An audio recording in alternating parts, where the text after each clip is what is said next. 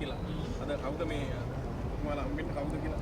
ඔව් මේ රජයේ විධායක නිලධාරී ඒකාබද්ධ කමිටුව හැටියට අද දවසේ අපි මේ ජනාධිපති ලේකම් කාර්යාලයට ආවේ ජනාධිපතිතුමා වෙත සංදේශයක් බාර දෙන්න රජයේ විධායක නිලධාරී ඒකාබද්ධ කමිටුව හැටියට දීපව්‍යාප්ත සේවාවන් සහ සමාන්තර විධායක සේවාවන් 18ක් නියෝජනය කරමින් අතරම මේ කාරණයේදී මේ සංදේශයට මූලික කාරණය වෙන්නේ අපි දන්නවා මේ රටේ නීතිය ආධිපත්‍ය සුරකීම කියන එක වත්පන් රජයේ ප්‍රතිපත්ති ප්‍රකාශනවල ඉතා ඉහළින්ම තිබුණු දෙයක් සහ ප්‍රතිපත්තියක් විදිහට වත්මන් රජයේ පිළිගත් දෙයක් තමයි නීතිය ආධිපත්‍ය මේ රටේ සුරකිනවා කියන කාරණය. ඒකට අපි දැක්කා පහුගිය කාලය තුල මේ රටේ රාජ්‍ය සේවයේ ප්‍රතිසංස්කරණයන්ට ප්‍රගමණයට සහ රාජ්‍ය සේවයේ මේ නිලධාරීන්ගේ කුසලතාවය ඔවුන්ගේ හැකියාවන් නිපුණතාවයන් වර්ධනය කිරීමට අදාළව මේ රටේ වැදගත් අධිකරණ සහ මානවිකම් තීරණ දෙකක් ලබා දුන්නා. ඒක පළවෙනි එක තමයි 23/2014 කියන ශ්‍රේෂ්ඨාධිකරණ නඩු තීන්දුව. මේක ඇත්තටම මේ නඩුව පැවරුවේ 2013 අවුරුදු 12කට අධික කාලයක් මේ නඩුව විභාග කරලා වැදගත් තීන්දුවක් ලබා දුන්නා.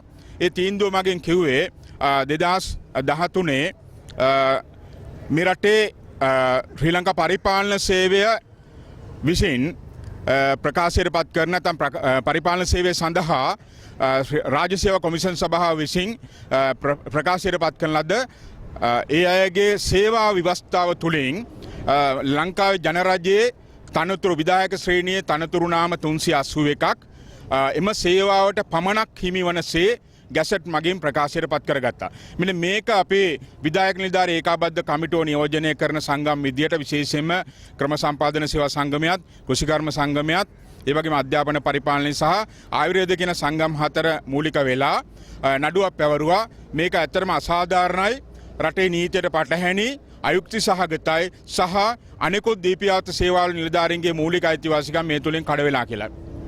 මම හිතන්නේ එන්න මේ තීරණය මෙන්න මේ කියන නඩුව විභාග කරලා ශ්‍රේෂ්ඨාධිකරණයේ වැදගත් තීරණයක් දීලා තියෙනවා. පෞගිය පෙබරවාරි 25 වෙනිදායි තීරණය දීලා තියෙන්නේ. 26 වෙනිදා ඉඳලා ශ්‍රී ලංකා පරිපාලන සේවය තමන්ට පමණක් වෙන් කරගත්තේ තනතුරු නාම 381 බල රහිත කරලා තියෙනවා, ශූන්‍ය කරලා තියෙනවා. ඒ අනුව වගෝත්තරකරුවන්ට නිර්දේශයක් දීලා තියෙනවා, නියෝගයක් දීලා තියෙනවා.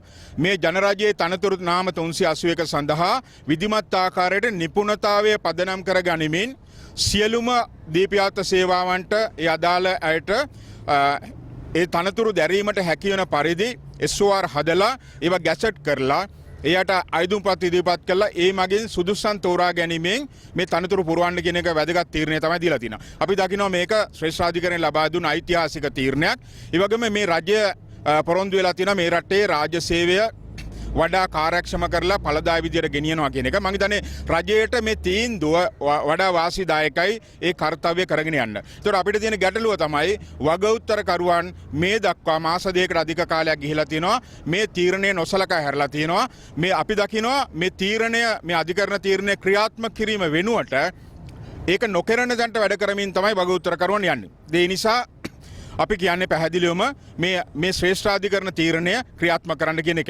ඒ වගේම පහුගිය නොවැම්බර් 25 වෙනිදා මේ රටේ මානව හිමිකම් කොමිෂන් සභාව තවත් වැදගත්ම නිර්දේශයක් තීරණයක් දීලා තියෙනවා. විශේෂයෙන්ම දෙපාර්තමේන්තුගත සේවාවල උසස් විෂමතාවය නිවැරදි කරන්න කියලා තීරණයක් දීලා තියෙනවා.